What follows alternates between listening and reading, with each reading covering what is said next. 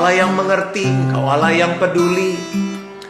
Dan malam ini kami mau belajar bagaimana di tengah penderitaan kami bisa melihat berkat di balik semuanya itu. Urapi hamba-Mu, dan biar setiap kami bisa belajar sesuatu, mengalami Tuhan dimanapun kami berada. Di dalam nama Yesus, amin. Jadi tema kita malam ini adalah The Blessings Behind Suffering. Berkat di balik penderitaan. Seringkali saking kita lagi susah, sedih, udah gak bisa mikir, gak tahu harus ngapain, kita cuma melihat penderitaan sebagai penderitaan, masalah sebagai masalah, kesengsaraan ya udah, ya hidup emang kayak begini.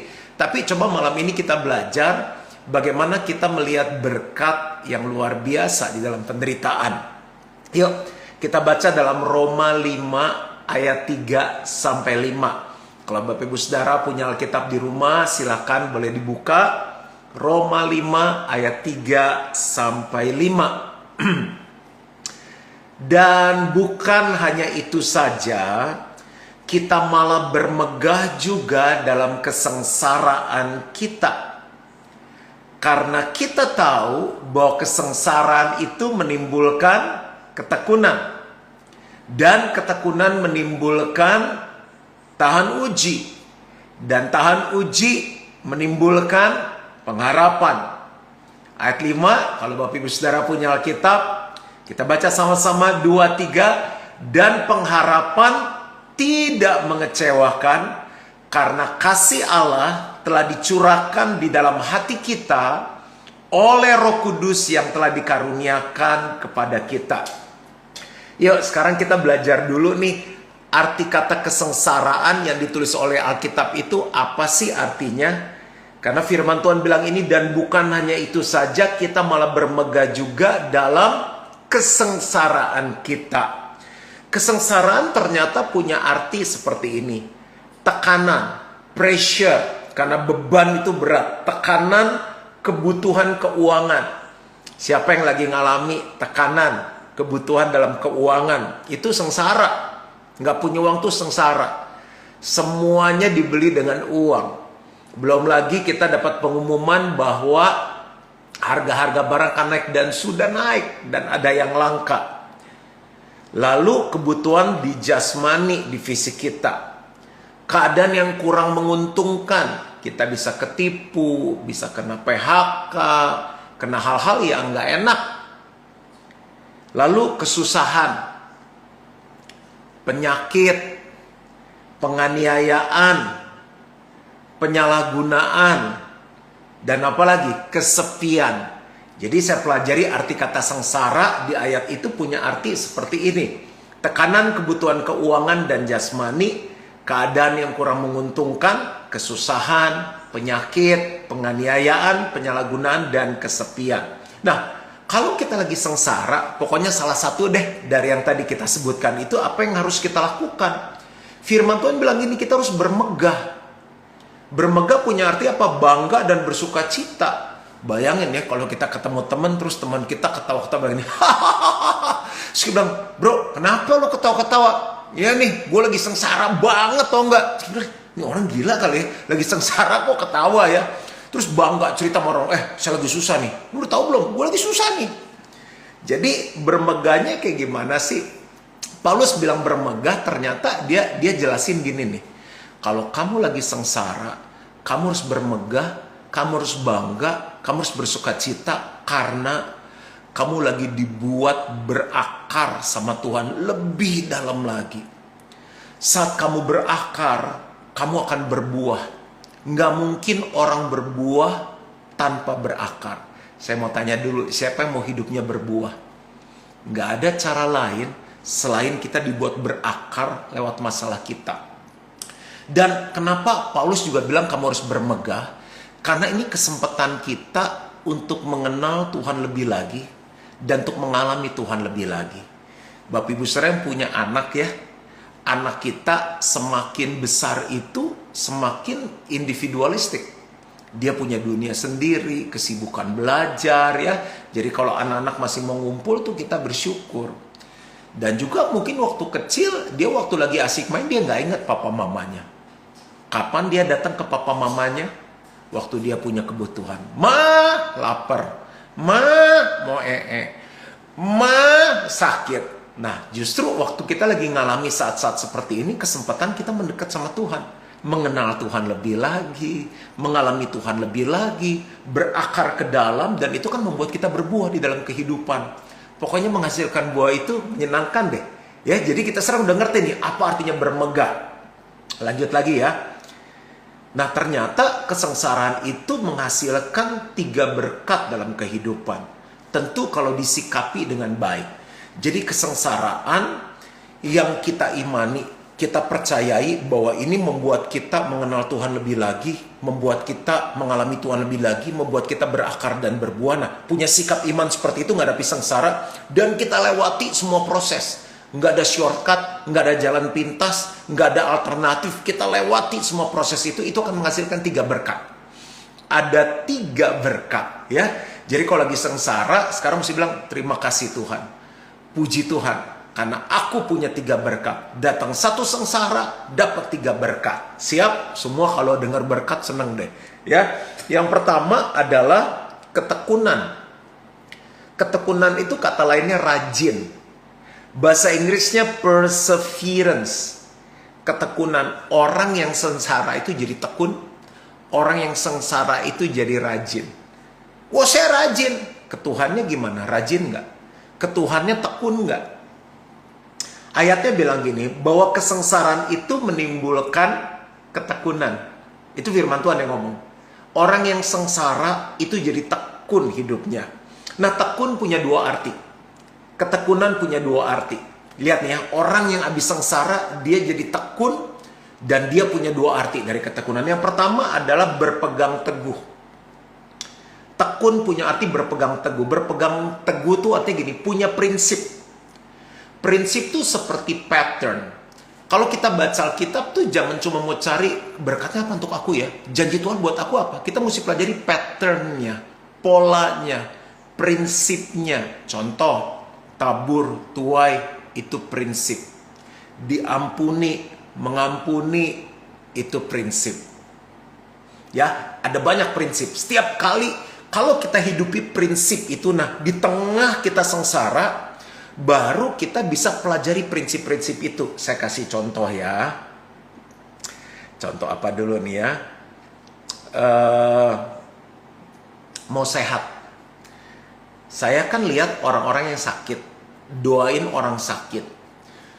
Sehingga waktu saya doain orang sakit, ikut-ikut pelayanan dari dulu, saya pelajari kenapa orang-orang ini sengsara ya.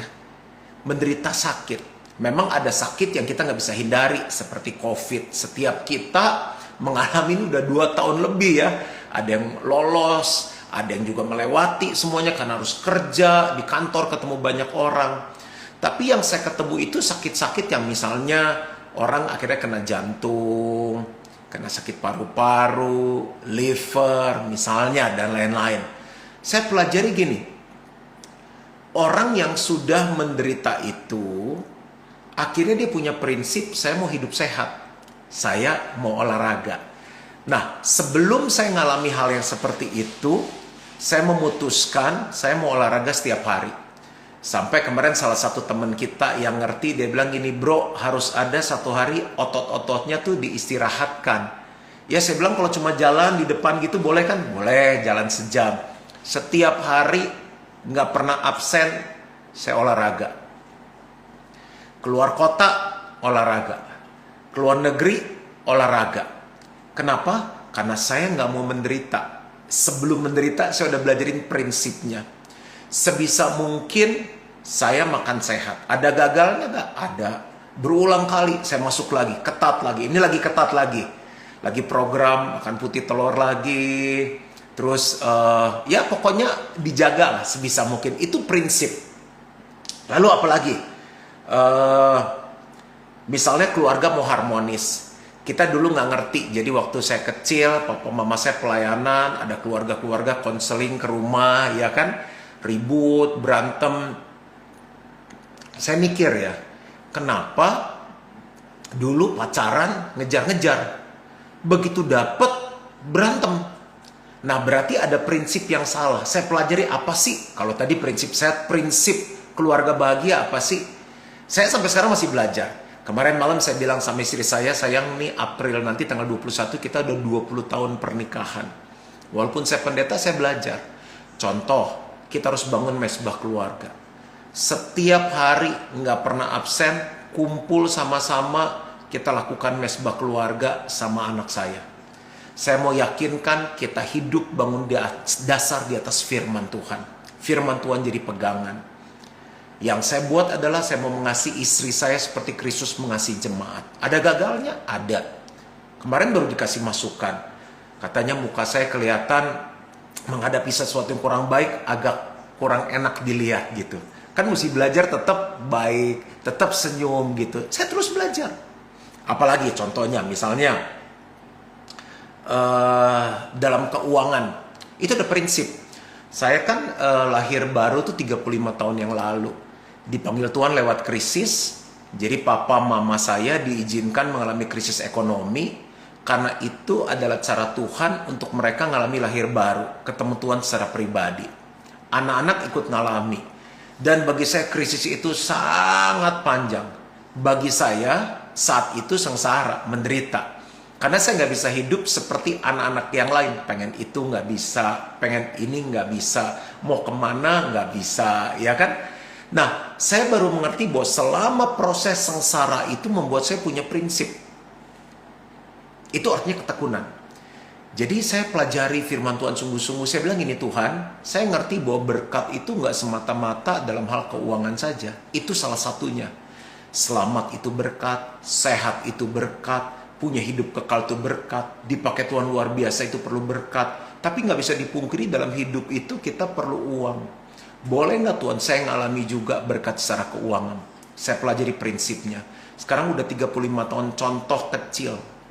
Karena penderitaan yang kita lewati nggak pernah satu kali pun selama 35 tahun saya tidak mengembalikan perpuluhan. Tidak pernah saya lupa mencatat dan mengatur keuangan dengan baik. Tidak pernah satu kali pun semenjak saya dapat kredit card, papa saya bilang ini bukan alat utang, ini cuma emergency. Kalau kamu nggak bawa uang cash, perlu kredit card, ini hanya jembatan. Selalu bayar tagihan tepat waktu, selalu menabur. Lihat, penderitaan membawa kita hidup dalam prinsip firman Tuhan. Menderitanya sekarang saya umur April nanti 49. 14 tahun saya lahir baru. Jadi saya waktu kecil nggak gitu ngerti. Oh, papa saya bilang waktu kecil hidupnya gini-gini ya, saya udah lupa ya. Yang saya tahu begitu saya ngerti, saya menderita aja. Mau ini nggak bisa, mau itu nggak bisa, mau makan enak nggak bisa. Tapi di situ saya belajar firman Tuhan. Jadi menderitanya panjang, tapi begitu saya pegang prinsip menghidupinya, ada berkat di balik kesengsaraan itu. Ya, itu contoh. Nah, arti dari ketekunan atau rajin atau perseverance yang kedua, selain berpegang teguh atau punya prinsip adalah ini, sungguh-sungguh. Orang yang sengsara, yang menderita, dia menjadi orang yang tekun, artinya sungguh-sungguh. Lihat deh, orang ya, kalau lagi susah, muji Tuhannya sungguh-sungguh. Baca firman, sungguh-sungguh. Doanya, sungguh-sungguh. Ya orang lagi susah. Contoh ya, papa saya itu dulu kan, ini saya diceritain, katanya importi rokok dari luar negeri, ya dia ngerokok lah. Terus lewatin krisis, akhirnya sebagai jembatan kerja lagi di perusahaan rokok. Singkat kata, Tuhan itu tolong sehingga beliau berhenti rokok. Kejadiannya sekitar 97-98, tiba-tiba dia rasa nggak enak. Periksa ke dokter, udah mau terbang ke Manado, ternyata jantungnya itu blok, ada penyumbatan di pembuluh besar. Dokter bilang kalau kamu nggak segera di bypass, kamu bisa mengalami serangan jantung. Jadi saat itu dioperasi, menderita. Nah, saya masih ingat waktu proses pemulihannya. Itu dia bilang kalau begini ini masih sakit, terus kayak ada gimana ya, kayak namanya orang habis dibelek gitu ya. Dan saat itu papa saya nggak punya asuransi. Tuhan memberkati, mencukupi biayanya, dan itu sangat mahal. Saat itu saya tahu itu sangat mahal sekali. Tuhan pakai orang-orang untuk memberkati. Akhirnya bisa untuk sembuh. Nah, apa artinya, apa hubungannya penderitaan dan membuat papa saya jadi sungguh-sungguh? Dulu itu dia jago makan, semua dimakan. Kan tadi saya ceritakan, jadi ngerokok juga. Saya inget banget tuh. Jadi kalau habis pelayanan ya, pelayanan kita di pelayanan persekutuan doa jam 7 malam, selesai jam 9, pasti makan sop kambing. Wah, sate kambing tuh di Batu Sari, bayangin malam-malam. Makan sop buntut, itu hari terkenal di mana ya? Di Hotel Borobudur. Lalu ada member lagi di mana, pokoknya makan, bayangin itu malam-malam. Dipikir-pikir, itu menjadi sumber juga penyakit. Akhirnya setelah dia kena jantung, kan itu penderitaan sengsara, dia mulai hidupi prinsip kesehatan sampai sekarang. Tiap hari olahraga, dan sampai sekarang pantang makan, ini dia ya, pantang makan babi, makan cumi, makan udang, makan kepiting, makan sapi aja, sama makan ayam, sama ikan. Mau digangguin kayak gimana, dia tetap pegang prinsip dan sungguh-sungguh. Ternyata orang kalau menderita, membuat hidupnya jadi berubah. Apalagi kalau yang dia pegang prinsip firman Tuhan. Satu contoh lagi ya, ini berkat di balik penderitaan. Saya tuh bertumbuh dari kecil, ikut papa saya, mama saya pelayanan, saya kenal banyak pendeta, banyak hamba Tuhan, tahu banyak gereja. Saya banyak belajar, saya banyak look up sama mereka. Tapi nggak bisa dipungkiri, saya melihat bahwa terjadi perpecahan, terjadi masalah, perselisihan. Saya bilang, apa iya semua itu harus diakhiri seperti itu? Kan berarti sama kayak keluarga. Apakah keluarga harus berakhir dengan cerai? Pertemanan harus berakhir dengan pisah, berantem? Bukankah kita punya Allah, punya Tuhan di dalam kita? Dan Tuhan adalah kasih. Kasih itu sabar, kasih itu murah hati, kasih itu tidak cemburu, kasih itu menutupi segala sesuatu, percaya segala sesuatu, sabar menanggung segala sesuatu. Kenapa sih nggak bisa dipertahankan? Akhirnya saya lihat ada beberapa orang yang biasa bersama, jadi sendiri-sendiri, pecah dua, pecah tiga. Dan akhirnya Tuhan membawa kita untuk ada di sebuah gereja lokal. Kita pun pernah mengalami fase itu. Dan waktu saya dipercaya untuk mimpin, saya punya satu kerinduan sama Tuhan. Saya bilang ini, Tuhan, kalau saya sebagai anak pendeta, sebagai orang yang sungguh-sungguh sedih melihat hal itu, apalagi nanti ada orang-orang yang baru dalam Tuhan. Dan bukankah Tuhan juga sedih? Tuhan kan berdoa supaya setiap kita bersatu kan? Dan bukan hanya itu, dalam persatuan Tuhan perintahkan berkat kehidupan untuk selama-lamanya. Mana ada sih orang bercerai jadi bahagia? Mana ada sih orang yang tadinya akur berantem terus jadi bahagia? Nggak ada, saya bilang. Izinkan saya membangun nilai di gereja ini sesuai firman Tuhan. Saya cari, saya doakan ketemu. Makanya nilai kita fiesta. Yang pertama itu family. Family artinya apa? Kita keluarga. Kalau Tuhan taruh di GBI Gilgal, kita satu keluarga. Nggak ada yang bisa memisahkan kita. Ya kecuali dia harus keluar kota, keluar negeri. Dia mau mundur, kita tanya kenapa mesti mundur. Oh di sana lebih bertumbuh, ya bagus dong kalau lebih bertumbuh. Tapi jangan sampai kita nggak mengusahakan perdamaian. Jadi nilai family itu punya arti relationship, hubungan. Hubungan lebih penting dari segalanya. Lihat, karena saya menderita melihat hal itu. Dan banyak tubuh Kristus menderita. Bayangin, kalau gereja pecah, jemaatnya kan bingung. Aduh, saya mau ikut si A, terus saya ikut B ya. Yang sama si A deket, sama si B deket, bingung. Kan orang tua cerai, anak bingung. Ikut papa atau ikut mama? Saya bilang enggak. Saya harus bangun gereja ini, gerejanya Tuhan, di atas prinsip kebenaran firman Tuhan. Ya, ini contoh. Sampai sini kita belajar sesuatu. Lihat deh, di masa COVID ini banyak orang lebih sungguh-sungguh sama Tuhan ya. Contohnya banyak, itu aja. Yang kedua, waktu jalan terus karena kita mau Q&A ya. Apa sih berkat di balik penderitaan atau sengsara? Alkitab bilang yang kedua adalah tahan uji. Tahan uji. Tahan uji punya bahasa Inggris yang bagus sekali. Kalau Bapak Ibu Saudara punya kita bahasa Inggris, ada gini, proven character. Karakter yang terbukti. Bapak Ibu Saudara, masalah di mana-mana apa sih? Karakter. Orang korupsi apa? Karakter. Terus apa lagi? Ya pokoknya semua masalah kalau ditarik-tarik akarnya apa? Karakter, ya, proven karakter. Ayatnya bilang ini, dan ketekunan menimbulkan tahan uji. Nah, tahan uji itu punya beberapa arti, ya. Tahan uji punya beberapa arti. Jadi kalau sengsara nih, kita jadi orang yang tahan uji. Punya arti yang pertama adalah gini, punya daya tahan. Punya daya tahan. Kan firman Tuhan bilang kan gini ya, hari-hari ini semakin jahat. Lihat aja dari COVID, muncul Delta, muncul Omikron. Belum selesai, mulai apa? Ada perang kita dengar, Rusia menyerang Ukraina. Saya tadi baru teleponan dengan pendeta yang kami bina di Belanda, LCC Church. Saya tanya keadaan di mana. Dia bilang salah satu yang mereka hadapi sekarang ketakutan perang yang terjadi. Karena apa yang kita baca itu benar. Dia bilang itu dari Belanda ke Polandia ke Ukraina itu dekat. Jadi ancaman dari sebuah pihak, ya jangan nyebut negara atau orang, kalau nuklir itu dikeluarkan satu Eropa hancur, itu benar bisa kejadian. Saya ngomong langsung sama orang yang udah puluhan tahun tinggal di Belanda, udah warga negara Belanda. Nah, itu krisis, inflasi yang begitu tinggi, harga-harga naik tinggi dan lain-lain.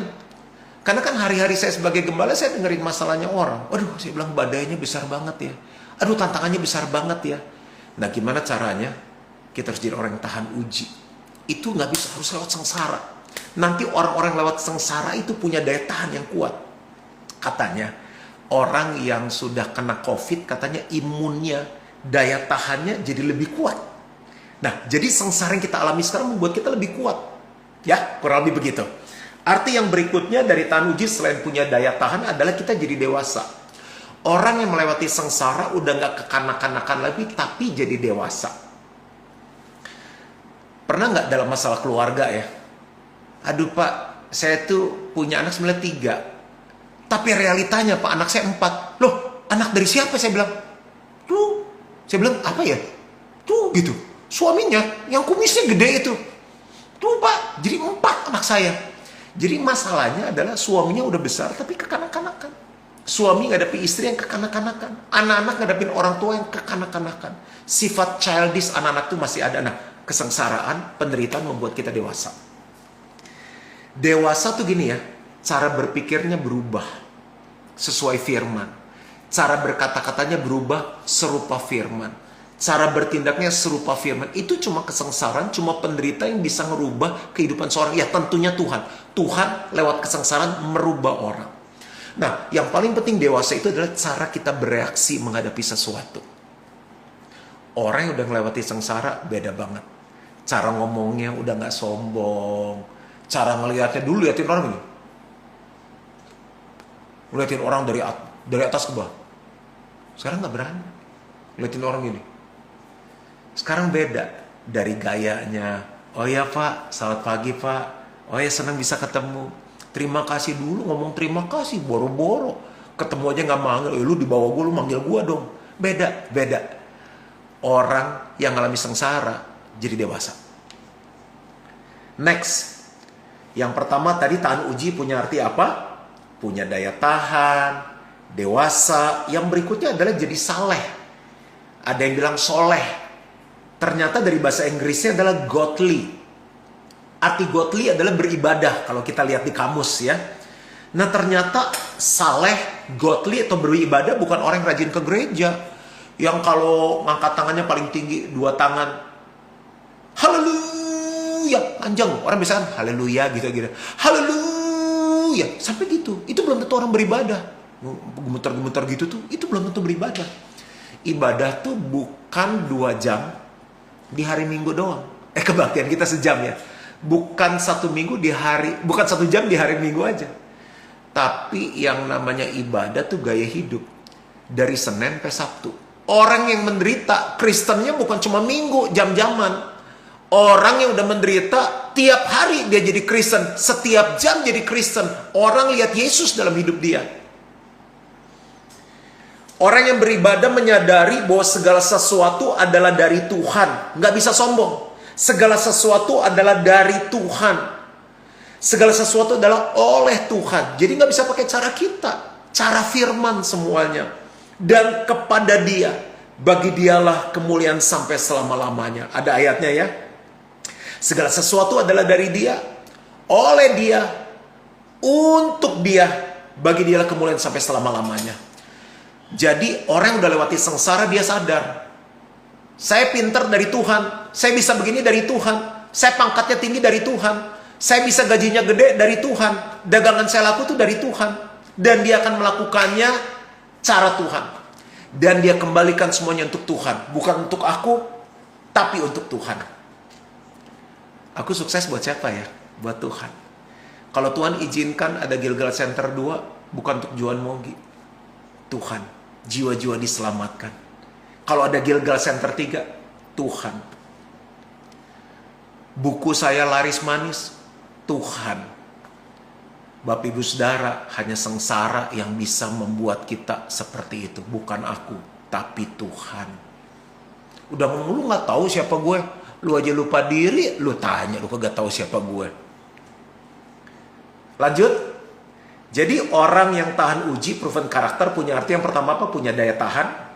Yang kedua dewasa. Yang ketiga saleh, godly atau beribadah. Yang keempat nih tulus.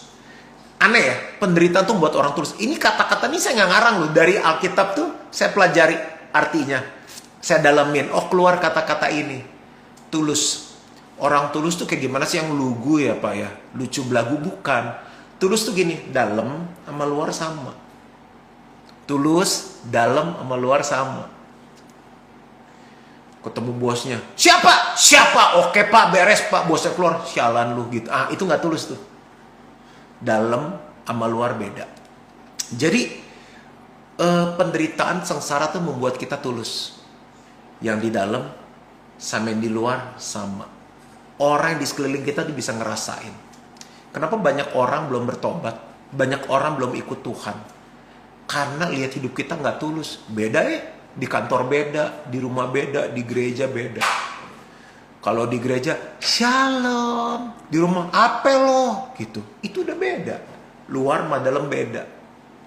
Yang berikutnya, orang yang setelah menderita sengsara, kan tahan uji. Tahan uji itu punya arti salah satunya gini. Motivasinya benar. Motivasi adalah mengapa kita melakukan apa yang kita lakukan. Why you do what you do. Motivasi adalah mengapa kita melakukan apa yang kita lakukan. Udah gak ada lagi U di balik B. Motivasi yang benar nih gini ya. Kita lakukan semuanya. Menikah, bisnis, kerja, pelayanan. Karena kita mengasihi Tuhan. Satu. Karena kita mengasihi Tuhan. Bukan store muka sama gembala menyenangkan pendeta. Bukan. Bukan karena wow di gereja nih siapa gue. Bukan. Kita melakukan semua karena Tuhan. Motivasinya. Yang kedua, karena kita mengasihi diri kita. Kita lakukan firman karena kita mengasihi diri kita. Kalau saya mengampuni, saya diampuni oleh Tuhan. Kalau kita pakai talenta yang Tuhan kasih, hidup kita jadi maksimal. Dan motivasi yang benar yang ketiga, kita lakukan itu untuk mengasihi sesama. Motivasi yang benar tuh 3. Mengasihi Tuhan, kita lakukan sesuatu karena sayang sama Tuhan, sayang sama diri kita, dan mengasihi sesama. Cuma penderitaan yang bisa buat kita punya motivasi yang benar. Ayo jujur malam ini kita ngobrol. Siapa yang kadang-kala motivasinya suka melenceng? Kita suka itu. Makanya seringkali ada penderitaan tuh ngelurusin kita. Lanjut. Tahan uji. Penderitaan membuat kita tahan uji. Arti terakhir dari tahan uji adalah dapat diandalkan. Reliable. Accountable. Dapat diandalkan. Istri-istri akan bilang ini, nih suami saya nih. Suami-suami bilang, nggak komplain dulu. Istri saya Pak, ampun, nggak. Istri saya Pak, kenapa? Dia udah lewat sengsara, dapat diandalkan. Anak-anak punya orang tua yang dapat diandalkan. Jadi Bapak Ibu Saudara, sekarang kalau ngalami sengsara, penderitaan bilang apa? Puji Tuhan. Terima kasih Tuhan. Tuhan baik. Tapi udah lama banget nih pastor, udah 7 tahun loh. 7 tahun, udah lebih dari siapa kali Yusuf. Aku lebih panjang dari Abraham menderitanya. Coba dilihat dulu nih, mana yang belum keluar. Karena kan tadi kesengsaraan membuat kita apa? Menjadi tekun. Udah tekun belum? Yang kedua membuat kita apa? Tahan uji. Tahan uji aja tuh ada berapa artinya? punya daya tahan, dewasa, tulus, motivasinya benar, dapat diandalkan. Yang terakhir ya, saya tutup dengan ini. Semangat ya yang lagi menderita, nggak ada yang bisa lolos kok. Ikut Tuhan satu paket. Jadi kalau ada yang ngomong gini, bro, lu ikut Tuhan, kenapa? Lu nggak akan menderita lagi. Bohong. Bedanya, waktu ikut Tuhan itu paket. Penderitaan membuat kita lebih kenal Tuhan, lebih ngalami Tuhan, lebih berakar, dan berbuah. Terakhir, apa berkat di balik penderitaan? Apakah kita belajar sesuatu? Pengharapan. Berkat yang ketiga adalah pengharapan. Dan tahan uji menimbulkan pengharapan, ayat 4, ayat 5, dan pengharapan tidak mengecewakan. Karena kasih Allah telah dicurahkan dalam hati kita oleh Roh Kudus yang telah dikaruniakan kepada kita. Dengar ayatnya, dan pengharapan tidak mengecewakan. Jadi ternyata tahan uji itu merupakan dasar untuk pengharapan. Saya baca satu ayat ya, Amsal 10 ayat 28. Amsal 10 ayat 28, harapan orang benar akan menjadi sukacita, tetapi harapan orang fasik menjadi sia-sia. Bapak Ibu, kan berkat yang ketiga harapan ya, kalau kita lagi menderita. Pengharapan kita apa coba kalau keluar dari penderitaan? Ah Tuhan, kalau saya keluar dari penderitaan ini, aku akan jadi orang yang bukan yang melarat lagi, kaya raya. Aku bisa beli apa aja. Aku bisa pergi kemana aja. Aku bisa makan apa aja. Makan siapa saja. Itu pengharapan loh. Tapi ternyata nggak tepat. Jadi berkat yang kita mau sama berkat yang Tuhan kasih lewat penderitaan itu beda. Tuhan, aku ini menderita kesepian. Aku pasti akan mendapat, aku dikit lagi kaya nih. Aku mendapatkan istri yang cantik. Selama ini mereka pilih yang kaya-kaya, gue kere. Yang cantik, yang seksi, kemana-mana aku bawa. Orang akan bangga melihatnya. Gitu. Jadi ada banyak orang punya pengharapan untukku. Ternyata pengharapan yang benar yang membuat kita bisa menikmati kesengsaraan adalah ini. Ini ayat saya terakhir dan saya selesai, kita akan Q&A.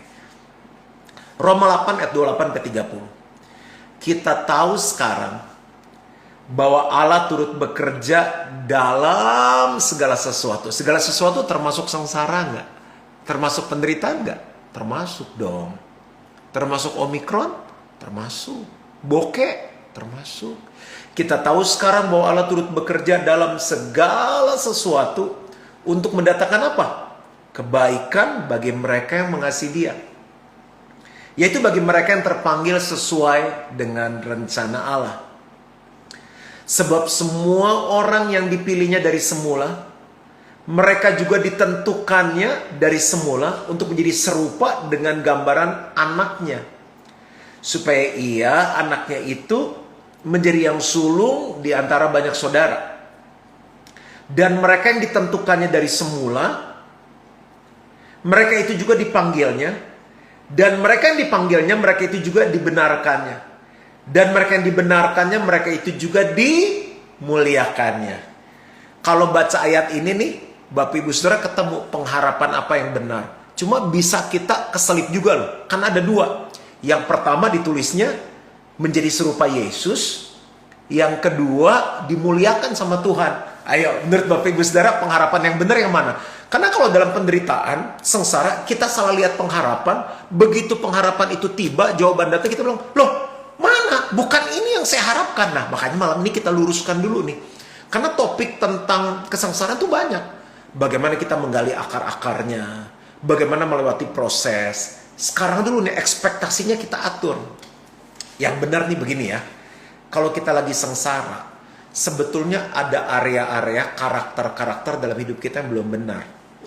Misalnya kesombongan, ketidaksetiaan, cara ngatur uang yang salah, cara memperlakukan keluarga, memimpin keluarga yang salah. Tuhan mau bereskan semuanya. Tuhan turut bekerja dalam segala sesuatu supaya kita jadi serupa Yesus dalam hal karakter. Supaya kita jadi serupa Yesus dalam hal karakter. Tujuannya itu loh. Nah, bonusnya adalah saat kita jadi serupa Yesus, kita dimuliakan sama Tuhan. Bapak Ibu kalau cari arti kata dimuliakan itu ngeri loh. Dimuliakan artinya gini, diangkat sama Tuhan, dibuat terkemuka sama Tuhan, dibuat terkenal sama Tuhan. Saya nggak tahu apa bedanya terkemuka sama terkenal, tapi ini dua kata yang keluar. Dan yang ketiga, dibuat bersinar sama Tuhan. Shining, kinclong. Jadi ekspektasi jangan salah. Karena waktu kita menderita dan sengsara, kita punya ekspektasi yang salah, jawabannya udah datang, kita nggak anggap itu sebagai jawaban. Goal kita adalah gini, supaya kita jadi serupa dengan Kristus dalam hal karakter. Dan saat itulah Tuhan akan memuliakan kita. Jadi jangan goalnya Tuhan muliakan kita. Tuhan kapan dong aku dibuat bersinar, udah lama redup nih. Redup, gelap, nggak ada harapan, jangan. Itu bonus. Saya nggak pernah berpikir Tuhan pakai saya seperti ini. Saya cuma belajar sesuatu yang benar. Tuhan, aku ingin jadi seperti apa yang Tuhan mau, menjadi serupa Kristus. Dan bagian Tuhan adalah memuliakan hidup kita. Itu cuma bonus. Saya berdoa biar pelajaran sederhana ini bisa menolong kita. Begitu lihat penderitaan, sengsara, jangan lihat itu kutuk. Aduh, kenapa? Jangan. Bilang, puji Tuhan. Terima kasih Tuhan. Sekarang saya tahu ada 3 berkat besar di balik semuanya itu. Amin. Berapa banyak yang sedang mengalami sengsara, penderitaan, saya mau doa untuk saudara. Pejamkan mata, angkat tanganmu di mana kau berada. Saatnya aku berdoa, Tuhan. Apa yang sedang mereka alami saat ini, Tuhan yang tahu. Tapi sekarang kami nggak takut lagi, kami nggak kecewa, kami nggak marah, kami nggak sedih, karena kami tahu ada berkat di balik kesengsaraan. Kami akan jadi serupa Yesus. Kami akan dimuliakan oleh Tuhan. Aku berdoa, kuatkan yang lemah, yang susah dihiburkan oleh Tuhan, yang sakit Tuhan jamah dan sembuhkan. Aku berdoa biar ada pintu-pintu yang terbuka. Tangan Tuhan saat ini menolong, menghibur, menguatkan, memberkati setiap mereka, mengangkat mereka, memberikan pengharapan, memberikan iman yang baru, sehingga mereka bisa melewati semua proses ini. Nggak ada yang marah, nggak ada yang kecewa, nggak ada yang pahit, nggak ada yang mundur, tinggalkan Tuhan. Semuanya tetap setia sampai proses ini selesai. Aku melepaskan berkat ini di dalam nama Yesus. Semua yang percaya sama-sama katakan amin. Amin. Nah, sebelum masuk dalam Q&A, semua yang saya ajarkan tadi ada di buku ini, Over the Storm, yang saya tulis. Over the Storm. Ada banyak bab yang akan menolong saudara. Dan kalau Bapak Ibu Saudara terlewatkan atau saya bicara terlalu cepat juga, Bapak Ibu Saudara bisa pelajari semuanya dan ini bisa jadi berkat bagi orang lain. Nanti akan keluar nomor WhatsApp atau Bapak Ibu Saudara bisa lihat di GBI Gilgal, kita tinggal klik untuk bisa beli di mana buku ini. Tapi sekarang saya akan buka dengan Q&A, tanya jawab. Saya akan pilih yang mana yang sesuai dan saya juga mau kasih giveaway. Berapa banyak yang mau buku ini? Saya mau kasih giveaway 3 buku ya. Nanti saya akan pilih siapa yang akan menerima. Oke, silakan. Pertanyaannya apa? Saya coba lihat ya. Udah masuk belum pertanyaannya? Silakan, boleh langsung diketik.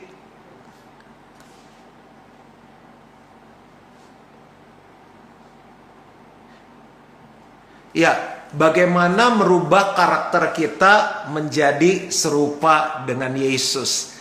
Tadi saya sudah jelaskan, tapi saya kasih ringkasannya ya. Saat kita di tengah proses penderitaan, kita baca firman. Tuhan, apa yang harus saya lakukan? Cara berpikir mana yang harus saya rubah? Saya harus ngomong apa ya Tuhan? Saya harus bertindak apa ya Tuhan? Nah, saat kita lakukan step by step, satu demi satu, kita akan melihat bagaimana Tuhan merubah hidup kita. Dan nanti akan merasakan orang lain. Caranya seperti itu. Oke, ini kan terlalu cepat ya pertanyaannya. Coba, ini adalah...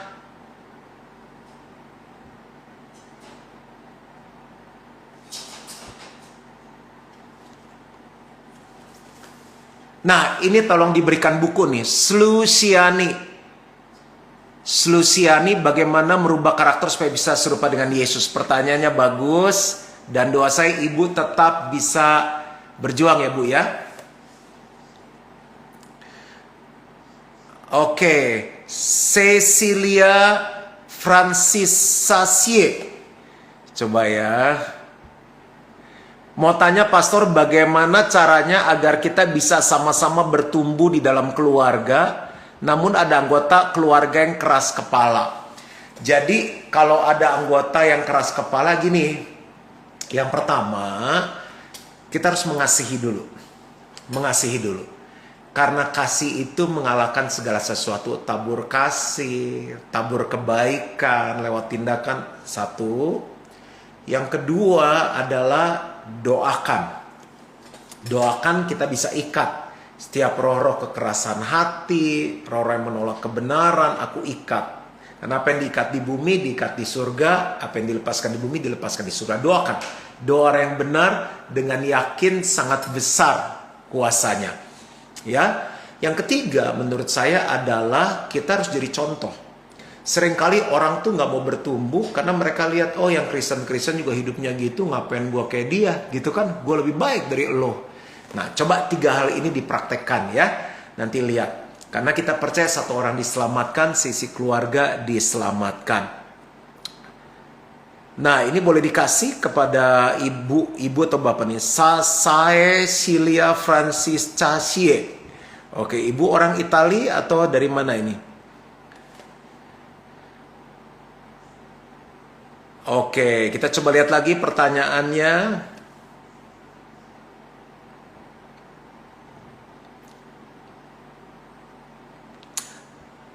Nah, ini pertanyaan bagus. Bagaimana menjawab kalau ada yang bilang, saya ikut Tuhan kok susah terus? Ini siapa ini ya? Konita 02. Nah, ini boleh diberikan buku nih. Udah, 3 buku saya giveaway buat 3 orang ini. Bagaimana menjawab kalau ada yang bilang saya ikut Tuhan Yesus susah terus? Nah, kita mesti luruskan dulu nih kekristenan. Kenapa sih kita ikut Tuhan? Ya, kita ikut Tuhan yang pertama karena Tuhan terlebih dahulu mengasihi kita. Tuhan yang menjamah kita. Kita nggak mungkin bertobat sendiri. Kita lahir baru kan karena kasih karunia Tuhan kan. Kita dengar firman, kita dapat zaman Tuhan, entah kita diajak sama orang, dengar lagu. Tiba-tiba hati kita dijamah. Jadi kita ikut Tuhan karena kita meresponi kasih Tuhan. Itu untuk sayang Tuhan, ikut Tuhan tuh nggak bisa dengan kemauan sendiri. Kalau kemauan sendiri biasanya bisa juga jadi Kristen agamawi. Nah, jadi tujuannya dulu kita ikut Tuhan. Ikut Tuhan bukan untuk senang, ikut Tuhan bukan untuk diberkati. Kita ikut Tuhan karena kita mengalami kasih Tuhan. Sehingga kita mau mengikut orang yang kita sayang. Nah, dampaknya adalah saat kita ikut Tuhan, kita memperoleh keselamatan itu. Karena kita percaya Dia, kita ikut Dia.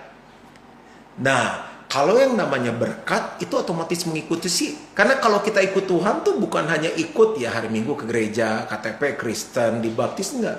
Apa yang Tuhan ngomong kita lakukan. Jadi kalau pertanyaannya kenapa ikut Tuhan kok susah terus, kemungkinan motivasinya salah. Karena nggak ikut Tuhan juga hidupnya susah.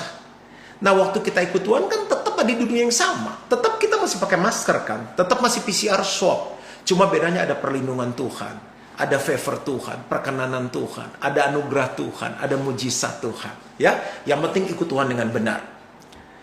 Oke, ada lagi pertanyaan yang lain? Anthony Chandra, bagaimana jika orang yang kita ingin bantu rubah karakternya, tetapi terjadi penolakan, bagaimana sikap kita? Nah, jadi Bapak jangan rubah karakter orang. Merubah karakter itu bagiannya Roh Kudus, bagiannya Tuhan. Kita rubah diri kita sendiri aja susah kok. Yang penting gini, doakan aja. Doakan biar dia ngalami Tuhan. Nanti lewat proses. Perubahan karakter itu hanya lewat proses. Nggak bisa ditumpang tangan. Dalam nama Yesus, sabar. Dalam nama Yesus, murah hati, nggak pelit, roh pelit keluar. Dalam nama Yesus, jadi tanggung jawab, nggak bisa, harus lewat proses. Bapak kasih contoh, Bapak, saya tadi lupa nanya Bapak atau Ibu ya. Bapak kasih contoh, lo doakan dia. Nanti lihat hidup kita yang berubah, karakternya dia pasti pengen. Karena sesuatu yang baik, perubahan dari Tuhan itu selalu menarik orang untuk ikut. Ya, kurang lebih begitu.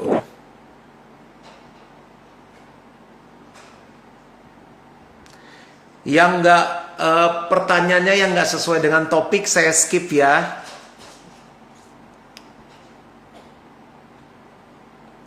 Pastor, ini Pak Randy ya. Pastor, apakah penderitaan datang karena kesalahan kita atau memang Tuhan dengan sengaja menguji kita? Penderitaan datang yang pertama karena memang kita hidup di dunia yang penuh dengan dosa. Ya, semenjak manusia pertama Adam dan Hawa diusir keluar dari Taman Eden, hidup manusia jadi edan. Jadi orang hidup dalam dosa kan turun terus kan. Nah, kita pasti udah menderita. Itu yang pertama. Yang kedua, bisa karena kesalahan kita. Kita buat kesalahan, korupsi, jadi menderita. Kita nggak perlakukan keluarga kita dengan baik, kita menderita. Kita nggak jaga tubuh kita dengan baik, kita menderita. Atau memang Tuhan izinkan itu, kan Allah turut bekerja dalam segala sesuatu. Izinkan itu untuk membawa kita mendekat kepada Tuhan juga bisa. Ya, kurang lebih itu. Oke, mungkin kita masih bisa 2 pertanyaan. Terima kasih ya, sama-sama. Salah satu karakter Kristus adalah pengampunan. Bagaimana caranya menerima dan mengampuni gembala yang melakukan perselingkuhan supaya kita tidak berdosa?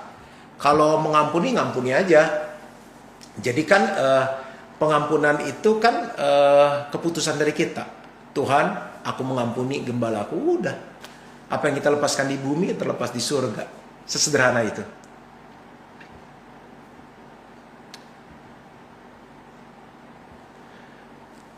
Bagaimana mengatasi penderitaan yang diberikan orang tua dalam bentuk tuntutan dan tekanan? Mengatasi penderitaan nggak bisa. Lewati itu sebagai proses.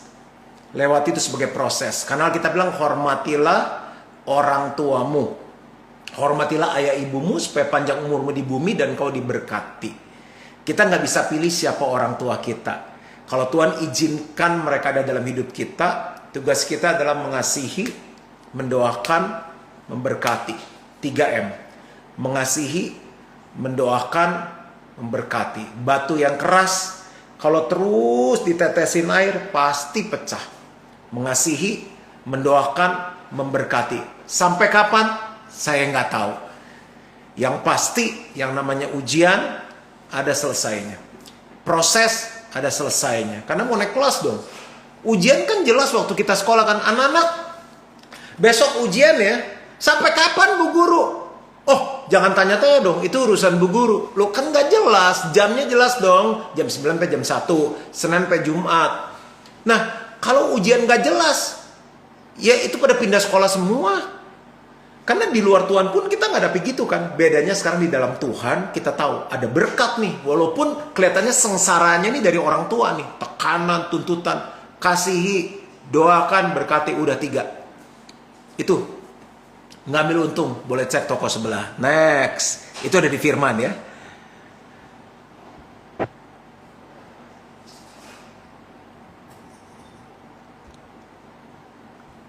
Oke. Serasa sudah cukup. Saya berharap biar kita semua bisa belajar sesuatu dan selamat melewati proses, menikmatinya sampai rupa Kristus ada dalam hidup kita. Tuhan memberkati.